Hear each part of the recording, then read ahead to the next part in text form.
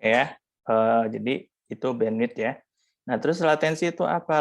Latensi itu adalah waktu yang dibutuhkan sebuah sebuah data atau sebuah perpindahan data dari satu tempat ke tempat lain. Biasanya satuannya adalah second ya, waktu apa detik ya, atau biasanya sih secara aktual itu satuannya ms ya, millisecond ya. Jadi ini akan berdampak, logikanya adalah semakin lebar bandwidth sebuah media akses, maka latensinya akan semakin rendah. Nah, itu apa pola pola umumnya seperti itu ya. Jadi jaringan yang baik itu adalah jaringan yang ideal itu adalah jaringan yang memiliki bandwidth tinggi dan latensi rendah. Jadi pola umumnya seperti itu. Oke, apa sih yang kita isu-isu yang nanti kita temukan di terdistribusi itu masalah performa ya. Nah, jadi performa itu biasanya identik dengan kemampuan sebuah sistem untuk bisa mentransfer data dari satu titik ke titik yang lain, ya itu adalah performa. Maka performa sangat terpengaruh ke latensi ya, gitu. Jadi nanti teman-teman pada saat kita sudah mendesain sebuah sistem terdistribusi, itu nanti ada faktor latensi yang harus diperhatikan itu maksimal berapa millisecond ya seperti itu. Dan juga transfer rate ya. Jadi transfer rate itu adalah besar data yang boleh dilewatkan dalam satu waktu. Oke. Terus ada scalability. Jadi faktor scalability itu artinya pada saat kita menambah komputasi dalam sebuah sistem. Oke ya. Jadi kalau misalkan scalability itu biasanya ekspansinya itu kan ada dua pendekatan ya, ada yang vertikal, ada yang horizontal. Nah, untuk sistem distribusi itu nanti peningkatannya itu lebih secara ideal itu akan dilakukan secara horizontal ya, jadi akan menambah komputasi. Oke, reliability artinya bahwa data itu harus dipastikan itu tidak ada kesalahan pada saat dikirimkan dari satu node ke node yang lain. Security jelas ya, kaitannya sama keterjagaan sebuah data pada saat ditransfer. Mobility apa? Mobility itu kaitannya pada saat kita berhadapan dengan solusi-solusi yang memang berkaitan dengan perpindahan user ya. Itu harus ada aspek itu juga. Terus ada QoS. Jadi QoS ini nanti adalah ada semacam faktor quality control dari sebuah layanan ya. Misalkan layanan multimedia, ya streaming, misalkan, nah itu nanti ada aspek QoS, misalkan latensinya maksimal berapa. Nah itu nanti yang ada aspek di QoS. Oke, kita lihat ada beberapa klasifikasi ya. Ada istilah ban. Kalau ban itu dia perangkat yang memang dipakai di sekitar badan kita ya. Ya, mungkin teman-teman punya smartwatch, ya, terus smartwatch-nya itu terkoneksi ke punya SIM card, ya, dia bisa ngirim positioning kita ya ke aplikasi. Nah, itu contoh adalah ban. Terus ada lagi PAN ya, Personal Area Network. Itu berarti ada di sekitar tubuh ya, berarti ada sekitar tubuh. Biasanya yang digunakan itu adalah media Bluetooth ya, secara teknologi. Nah, terus ada LAN ya. Nah, kalau LAN berarti dia itu adalah gabungan dari beberapa komputer dalam sebuah segmen yang kecil ya. Nah, segmen yang kecil itu biasanya identik dengan ruangan atau lantai ya, atau sebuah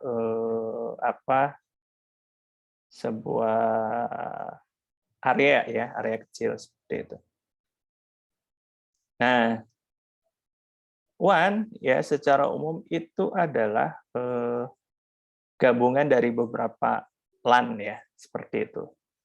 Ya, jadi nanti kalau LAN itu nanti identik adalah satu area ya, satu area berarti satu kantor.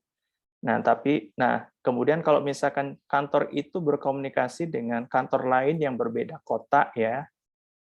Nah, itu berarti sudah masuk klasifikasi WAN. Oke. Nah, pada saat kita sudah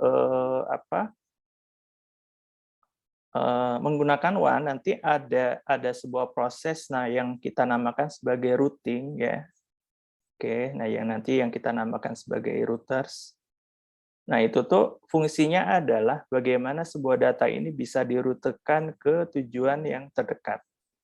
Contoh misalkan dari ini kalau saya namakan sebagai A, B, C, D, jika dari A itu kirim ke B, maka rute terdekat adalah lewat sini. Ya. Tapi mungkin nggak lewat dari ke B dan D itu bisa saja. Nah, misalkan kapan dia itu bisa lewat B dan D terus C, ini pada saat adalah link dari A dan B-nya terputus. Gitu ya. Oke. Nah, karena aspek WAN itu adalah secara jarak itu memang tidak berada dalam satu area tertentu, maka ada beberapa isu, salah satunya adalah latensi ya. Oke, latensi dan bandwidth jelas ya. Oke, kalau bandwidth mungkin bisa lah ada solusi ya dibesarkan, tapi latensi itu tidak pasti ada pada saat kita sudah bermain dengan WAN ya. Nanti misalkan kita punya server di Singapura, pasti latensinya akan tinggi ya daripada kita punya server di Jakarta. Ya, jadi mungkin modelnya seperti ini ya, ada point to point ya. Ini adalah satu segmen LAN, terus ini adalah multi segmen LAN ya. Kalau ini adalah satu ruangan, ini mungkin contohnya adalah satu kampus ya. Terus gabungan dari beberapa LAN itu kita namakan sebagai WAN. Contoh WAN itu adalah internet ya. Jadi secara fungsional internet itu merupakan gabungan dari beberapa LAN sebenarnya. Ya, misalkan kita punya server di kampus 1, kampus 2 ingin saling berkomunikasi, nah itu sudah merupakan internet. Oke, nah secara teknologi apa saja yang bisa digunakan? Yang pertama adalah Ethernet, ini paling umum ya, kaitannya sama kabel ya. Jadi kalau teman-teman lihat dicek di komputer, itu pasti akan terdapat Ethernet ya. Jadi biasanya itu untuk komunikasi di LAN. Oke. Untuk kapasitasnya rata-rata menggunakan 1 giga bandwidth-nya ya, 1 gigabit per second. Oke, jaraknya itu sekitar 100 meteran. Terus untuk wireless ya, dia tidak memberikan aspek kecepatan, tapi dia itu adalah memberikan aspek keleluasaan mobility ya gitu. Makanya nanti biasanya ini digunakan untuk perangkat-perangkat yang berbasis mobile, misalkan laptop maupun handphone atau tablet ya. Nah, terus kalau seluler ini mobility-nya lebih luas lagi. Oke. Ya, nah nanti di sini ada aspek roaming ya di sini ya. Jadi aspek roaming itu adalah memungkinkan bahwa user itu bisa pindah transmitter ya, pindah BTS dalam waktu yang cepat gitu. Oke. Nah, inilah aspek yang tadi perlu dipertimbangkan, ya. Yang atas ini latensinya paling rendah, ya, 1 sampai 10 milisecond, tapi bandwidth-nya itu sangat tinggi. Nah, ini adalah wired LAN. Oke. Nah, nanti tinggal kita pilih solusi mana yang memang sesuai dengan kebutuhan. Oke ya. Jadi kalau kita bayangkan ya aspek yang paling ideal itu adalah menggunakan LAN ya. Bandwidth-nya tinggi, latensinya rendah. Sedangkan Wi-Fi bandwidth-nya tidak lebih tinggi dari LAN, namun dan juga latensinya pasti lebih besar. Nah, yang paling buruk di antara ketiga ini adalah WAN ya. Bandwidth-nya rendah, latensinya tinggi. Oke, nah terus kita lanjut ke beberapa istilah di network. Itu ada istilah protokol, ada istilah transmisi paket, ada istilah layer ya. Nah, kita cek. Kalau protokol itu adalah standarisasi ya. Jadi kenapa ada istilah protokol? Itu pada saat kita bertemu dengan case ya, bahwa kita tidak memiliki satu merek perangkat ya. Jadi mungkin teman-teman juga sama punya handphone yang mereknya beda ya, punya laptop yang mereknya beda. Nah, supaya masing-masing laptop walaupun berbeda merek ini bisa saling komunikasi, maka kunci pertama itu adalah kesepakatan ya. Kesepakatan bagaimana dia bisa mentransmisikan data. Ya. Jadi dia harus punya protokol yang sama ya. Oke. Jadi apa sih protokol? Sebenarnya adalah aturan sih, aturan umum atau format yang disepakati antar brand ya, antar perangkat, sehingga pada saat data itu dikirimkan itu bisa diterima. Ya, analoginya misalkan bahasa ya. Jadi kalau misalkan teman dari Sunda bertemu dengan orang Jawa, masing-masing pakai bahasa daerah itu kan nggak akan nyambung. Nah, maka orang Sunda dan orang Jawa itu harus bikin kesepakatan apa bahasa yang dipahami. Misalkan bahasa Indonesia atau bahasa Inggris. Nah, baru terjadilah komunikasi. Seperti itu juga pada saat kita menerapkan protokol di jaringan. Oke. Nah, ini transmisi ya. Transmisi itu adalah pada saat kita mengirimkan sebuah data ya di jaringan, itu secara aktual yang terjadi itu adalah dipecah-pecah menjadi beberapa satuan data yang lebih kecil. Ya. Jadi kalau misalkan teman itu mengirimkan data misalkan 100 mega, itu secara aktual dia itu akan dipecah menjadi beberapa paket yang lebih kecil. Oke. Nah, itu kita kenal nanti dengan istilah MTU ya, Maximal Transmission Unit. Itu sekitar 1.500 bytes ya. Jadi kalau misalkan kita punya 1 Mbps atau 100 Mbps, nanti 100 Mbps itu dibagi menjadi beberapa MTU ya, gitu MTU. Kenapa ada istilah MTU? Kita coba lihat bahwa bandwidth itu kan di masing-masing media berbeda ya. Jadi solusi MTU itu adalah memungkinkan bahwa data itu bisa dikirimkan walaupun media transmisinya sangat kecil ya. Itulah kenapa ada istilah MTU ya, ada istilah packaging. Nah, secara konten itu satu paket data itu sebenarnya adalah ada data dan ada header.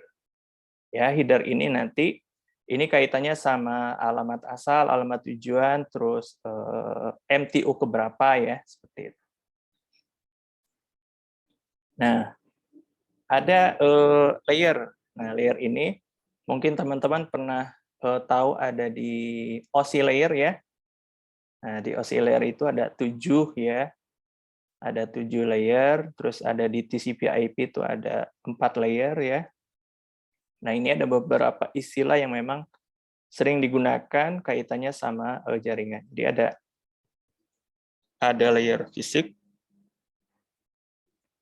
Oke, ada physical layer yang bertanggung jawab terhadap media akses. Terus ada layer data link yang bertanggung jawab tentang pintu gerbang antara media fisik dan perangkat. Terus ada layer network yang bertanggung jawab tentang mengarahkan sebuah paket data itu ke tujuan yang tepat. Oke. Terus ada layer transport, ini kaitannya adalah pengolahan sebuah paket data. Ya. Jadi mungkin teman-teman pernah dengar ada istilah web server ya, terus ada email server, itu sebenarnya diatur oleh transport. Jadi bayangannya adalah satu buah komputer itu bisa jadi memiliki layer transport yang banyak seperti itu. Nah, terus ada layer aplikasi. Nah, nanti layer aplikasi ini adalah memproses data itu berdasarkan klasifikasi paket ya. Apakah ini merupakan paket yang bisa dibuka oleh web server atau bisa dibuka oleh misalkan Thunderbird ya. Nah, itu sesuai aplikasinya. Oke, ini contoh kalau misalkan di OSI ya. Contoh dari protokolnya seperti ini. Dari bawah ada Ethernet ya, terus ada FO di sini. Terus ada protokol IP. Di transport ada protokol TCP dan UDP. Oke, terus ini adalah ada protokol SIP untuk IP phone ya. Nah, terus yang atas contohnya adalah HTTP dan FTP. Oke, nah enkapsulasi itu seperti apa? Bayangannya adalah sederhananya gini aja sih. Pada saat kita mengirim sebuah surat, ya, kita bayangkan bahwa datanya itu adalah lembaran surat ya. Nah, lembaran surat pada saat surat itu dikirim, maka surat itu harus dimasukkan ke satu tempat yang kita namakan sebagai amplop ya. Fungsi amplop itu adalah untuk mengamankan isi dari surat. Nah, proses memasukkan surat ke dalam amplop itu kita namakan sebagai enkapsulasi ya. Nah, kalau amplop itu nanti dibungkus lagi oleh plastik, maka dinamakan juga proses enkapsulasi kedua ya. Jadi proses enkapsulasi itu adalah penambahan warna-warna ini ya. Nah, ini adalah yang kita namakan sebagai header. Oke, ini ditambahkan header transport, ditambahkan header network, demikian selanjutnya. Nah, maka yang terkirim di media fisik itu adalah data plus enkapsulasi dari masing-masing layer. Oke, dikirimkan oleh kurir ya, oleh media akses.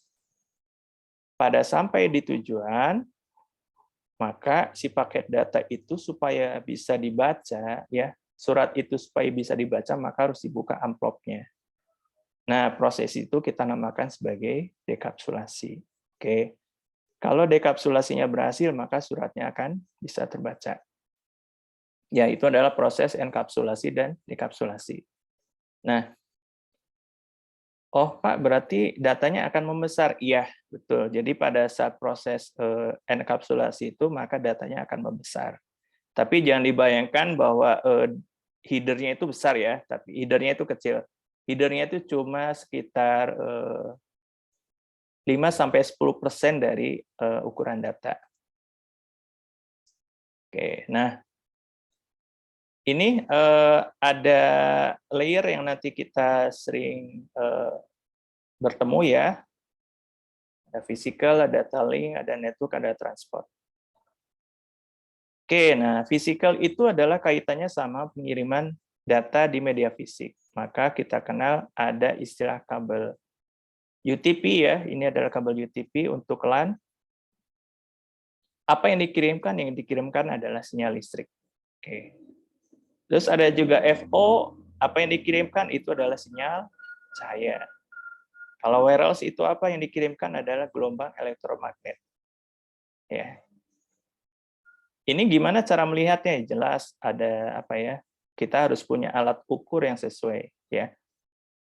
Contoh ini kalau sinyal mungkin bisa kelihatan ya dengan mata ya seperti itu. Ya, itu adalah lapisan fisik. Nah, di atas lapisan fisik itu adalah layer data link. Jadi layer data link itu adalah memastikan data-data yang berasal dari media fisik itu bisa terkirimkan secara secara bebas error ya. Datanya itu harus bebas error ke host ya atau ke perangkat jaringan. Jadi ini adalah pintu gerbang antara media akses dengan perangkat. Oke. Nah, ada istilah koordinasi. Nah, koordinasi ini adalah biasanya kalau misalkan dia terjadi collision. Oke. Kenapa bisa terjadi collision? Nah, ini nanti kita istilahkan ada definisi atau ada istilah half duplex dan full duplex ya. Nah, itu bedanya apa? Kalau full duplex itu adalah bayangannya kita punya jalan ya. Jalannya itu memiliki dua jalur ya. Ada jalur pergi, ada jalur datang. Nah, itu kita istilahkan sebagai full duplex. Tapi kalau misalkan half duplex, itu kita punya satu jalan, tapi jalurnya satu. Nah, jalurnya itu adalah bisa digunakan untuk datang dan pergi. Nah, itu dinamakan sebagai half duplex. Nah, collision itu biasanya terjadi pada saat kondisi half duplex ya. Nah, ini harus harus bisa dihandle data link. Nah, apa yang dilakukan layer data link pada saat terjadi collision ini? Kalau terjadi collision, maka data akan dikirim ulang seperti itu. Oke. Nah, ini juga ada pengalamatan ya. Pengalamatan ini adalah kalau di data link itu adalah pengalamatan fisik ya. Jadi ada alamat fisik, ada alamat logik. Kalau di layer data link itu adalah pengalamatan fisik. Maksudnya adalah bahwa satu perangkat itu nanti punya identity ya, punya identitas yang kita namakan sebagai MAC address yang itu tidak akan berubah ya, walaupun jaringannya itu berpindah-pindah gitu. Oke. Nah, ini contoh MAC address ya. Jadi nanti kalau Anda cek baik itu komputer maupun handphone maupun tablet maupun server, nanti dia pasti punya alamat sepanjang ini ya. Alamatnya 48 bit biner atau 6 byte. Oke. 6 byte berarti 1 2 3 4 5 6. Gitu. Nah, ini nanti masing-masing perangkat ya itu satu pintu gerbang itu satu MAC address. Artinya kalau misalkan Anda punya server yang portnya ada 4, maka MAC address-nya ada 4 juga. Oke. Terus ada network ya. Nah, kalau network ini adalah tadi sudah saya singgung kaitannya sama mengarahkan sebuah paket data ke tujuan yang sesuai ya. Nah, bagaimana sebuah data itu bisa dikirimkan dari satu LAN ke yang lain? Itu nanti kita harus punya sebuah perangkat yang namanya perangkat router.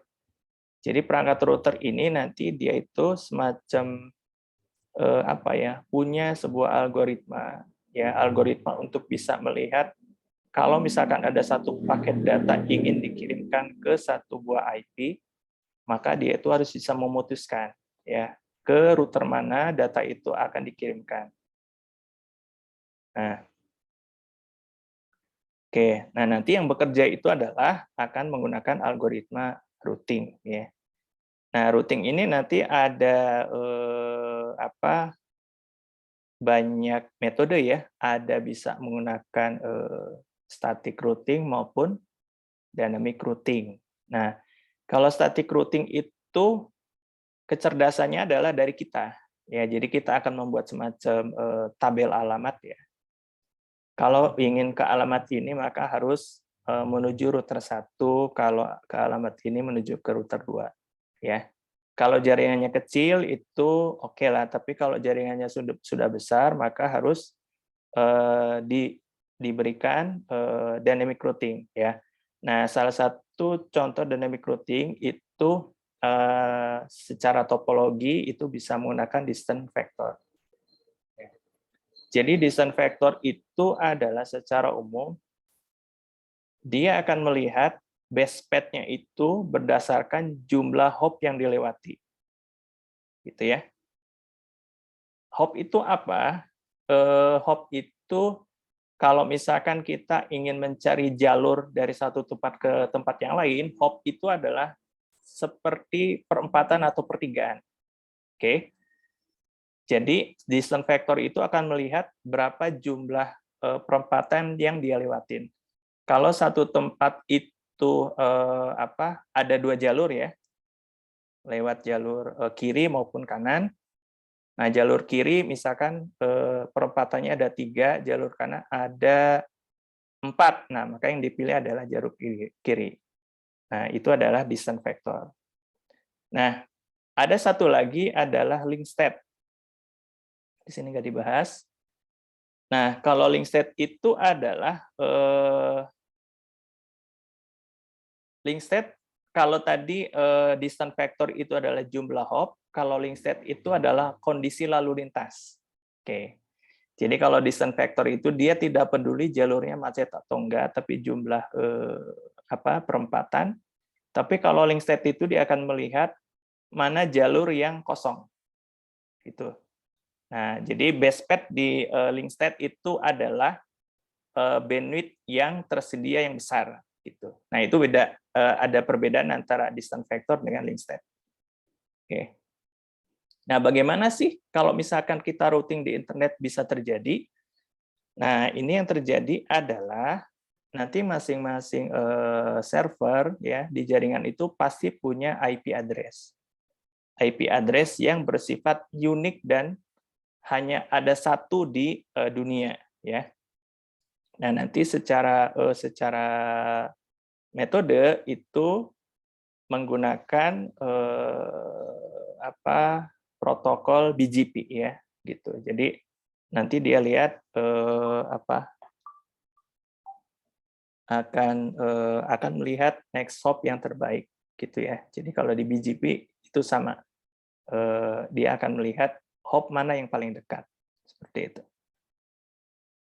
Oke, nah yang terakhir adalah transport. Jadi transport itu memungkinkan pada saat kita sampai ke tujuan, itu bisa jadi datanya itu diproses oleh 2 agent yang berbeda.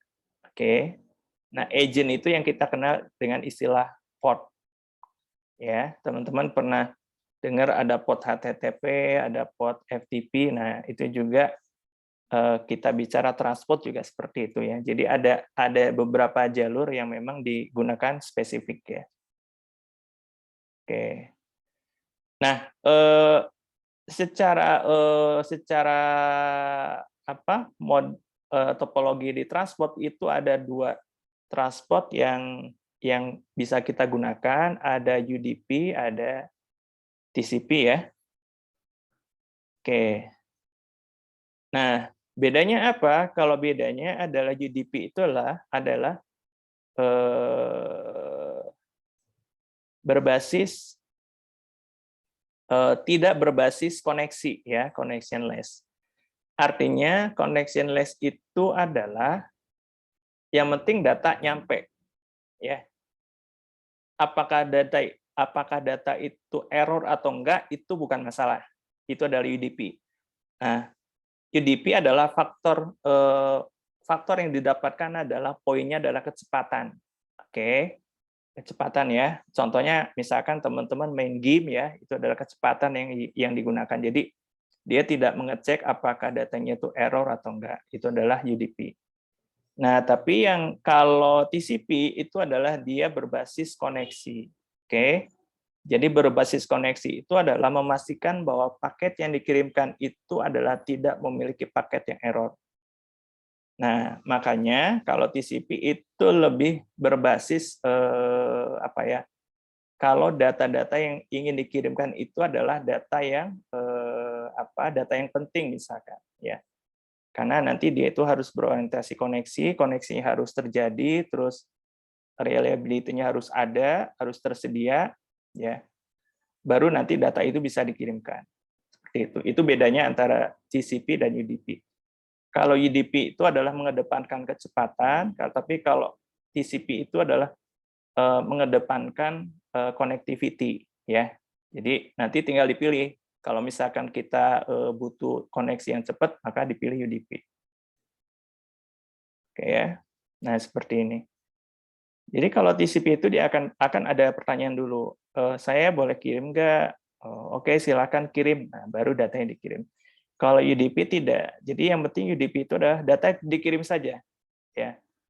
Mau receiver-nya itu siap atau enggak itu bukan urusan, ya.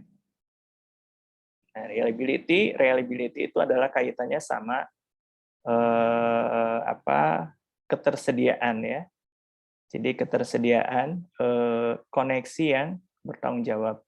Nah, biasanya komponennya itu adalah ACK. Ya, jadi ACK itu semacam pemberitahuan, ya, bahwa data sedang dikirimkan atau data error atau data berhasil dikirimkan, itu adalah ACK. Nah, terus ada collision control, ya. Nah, collision control itu bagaimana sebuah koneksi itu bisa memberikan jaminan bahwa data itu berhasil dikirim. Oke, data berhasil dikirim itu adalah, nah, bagaimana kalau datanya macet? Nah, kalau datanya macet, maka ada prosedur untuk mengirim data balik. Itu adalah collision control. Oke ya. Nah, itu adalah review tentang beberapa fungsi-fungsi di jaringan. Nah, dari pembahasan tentang prinsip-prinsip jaringan, mungkin ada yang ditanyakan dari teman-teman? Silahkan.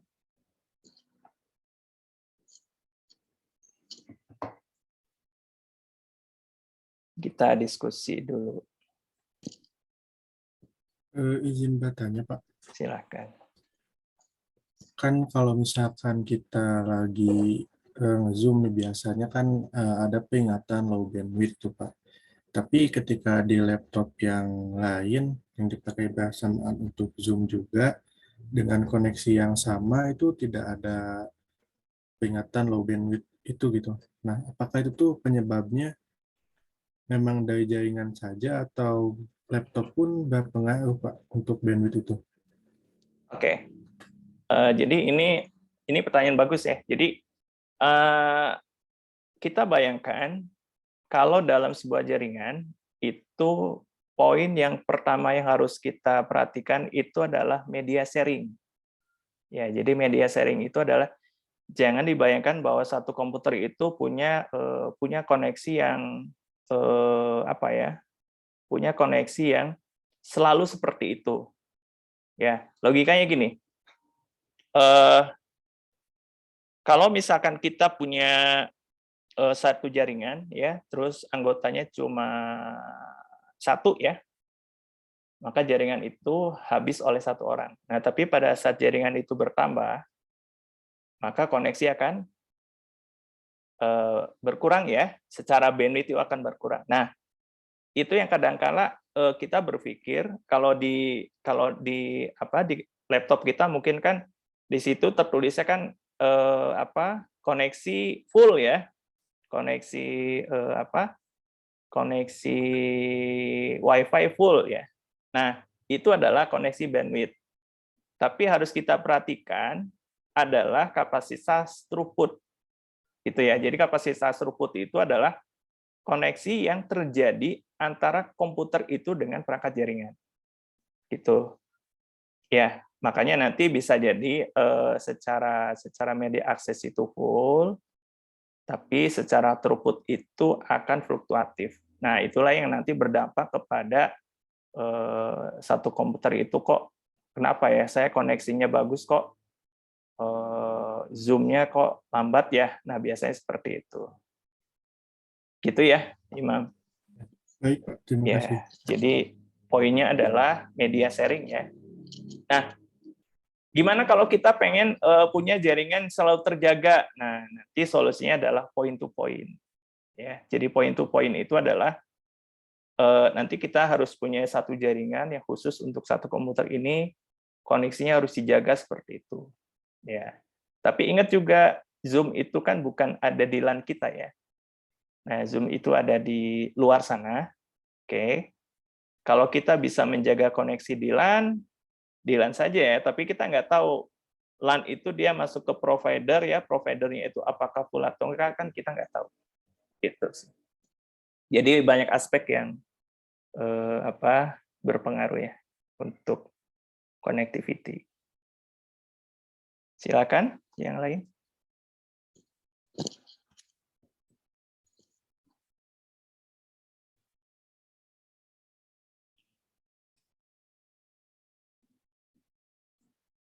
Oke.